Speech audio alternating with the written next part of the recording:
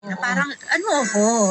Di ba? Tama Bakit yung ako sinabi mo nagmamatter, doon. di ba? Bakit pa ako nandito? Nandun Oo. nakuha mo naman na pala yung one great love Oo. mo, di ba? So wala na akong dapat na patunayan dito. Tapos ano to, makikipagkompetensya ako doon?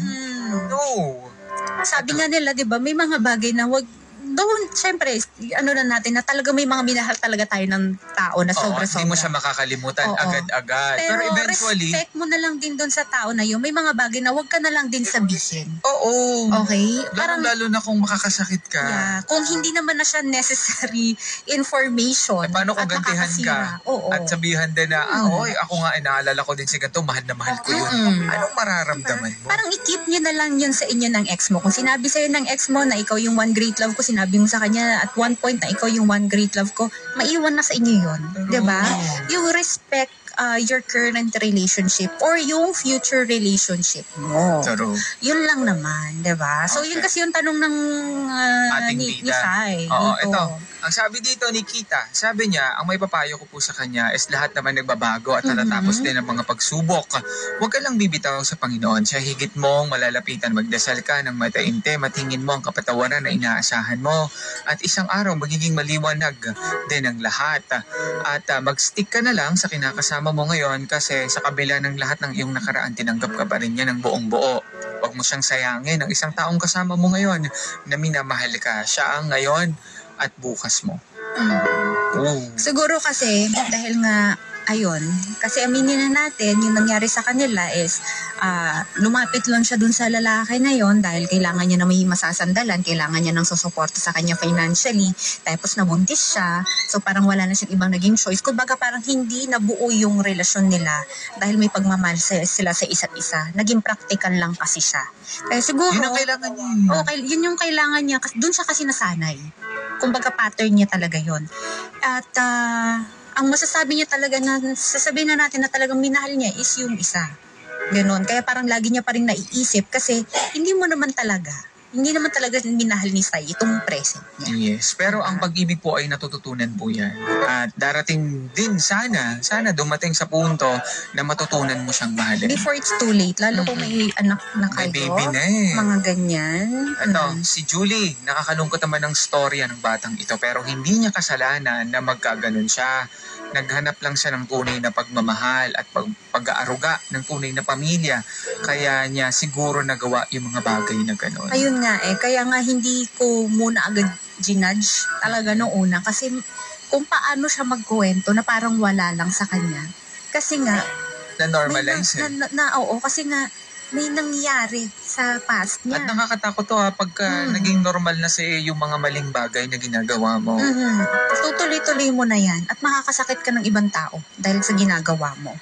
Ito, sabi ng ating, to nag-PM sa akin, sabi ng ating kabarangay na si Mehi, sa akin lang din, nagkaroon din ako ng one great love ko.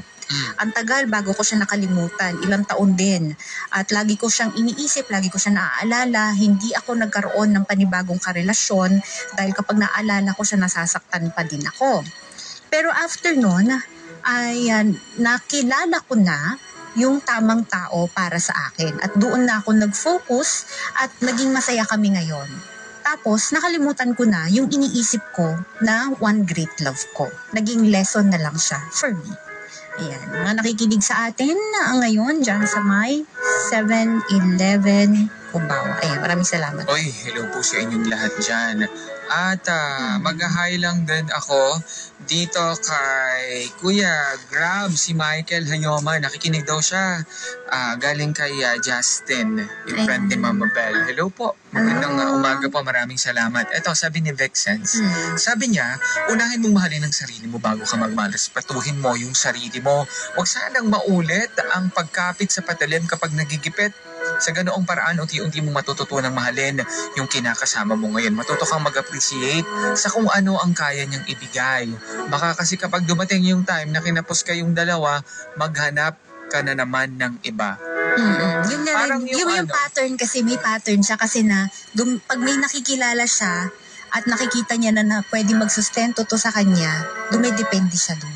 Oo, parang yung movie ni Julia Barreto and then ni Carlo Aquino. Yeah. Parang ganun yung nangyari, no? sex worker kasi si, doon Oo. si Julia Barreto. Tapos, parang, di ba, parang nagbago na siya, ganyan. Tapos, parang Bumalik hindi niya na din. kaya, bumalik din. Kasi parang lalo't nasanay siya doon sa luho. Oo, nasanay oo. siya doon sa mga rarangyang bagay. Mm-mm. At hindi ma-provide yun ng partner niya. Oo. So, ang ginawa niya is bumalik siya doon sa dating buhay niya para siya yung makapag-provide doon sa sarili niya. Totoo. Sad din yung mga Nakakasad. ganun eh. Kasi Sana aminin na ganun. natin na yung partner natin, hindi naman lahat yan may kaya niyang i-provide lahat ng kailangan mo. Totoo. 'Di ba? Pero kaya nga kailangan maging stable ka sa sarili mo. Para yung kailangan mo, hindi mo na kailangan ipilit o hanapin dun sa ibang tao. Mm. 'Di ba? Ito yung nagiging problema kapag hindi kayo financially stable. Babae ka man o lalaki. At wala kayong ibang choice kundi dumepende sa iba. Ulo. That's sad.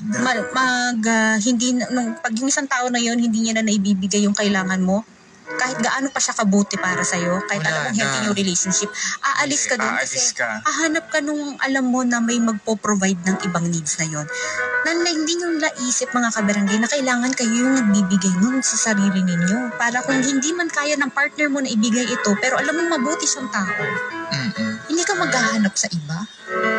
Kasi kaya ninyong kumpletuhin yung isa't isa. Ano? Exactly. Ang yun yung sad eh. Ay, nako, mga kapuso. Pero dumadating pa rin kasi sa kabilang banda kasi, growing up kasi, habang lumalaki kasi tayo,